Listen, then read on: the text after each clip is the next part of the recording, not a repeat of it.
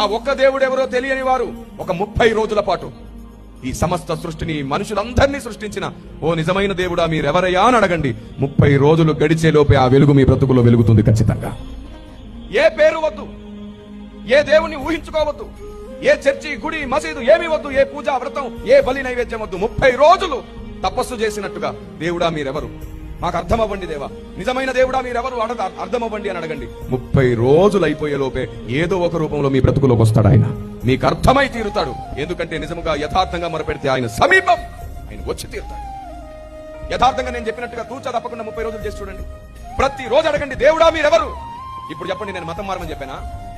పోనీ యేసు ప్రభునే నమ్ము అని చెప్తున్నానా? మీరు చెప్పండి, ఏమైనా సాంప్రదాయాలు మార్చానా? నేను చెప్పేది ఏమిటి? ఆ ఒక్క దేవుడు ఎవరో తెలుసుకోండి దయచేసి. మనం చనిపోకముందు ఆయన ఎవరో తెలుసుకోవాలి. మతాన్ని అడ్డు పెట్టుకుని గొడవలు పడకండి, దేవుళ్ళ పేరట వివాదాలు తెచ్చుకోకండి.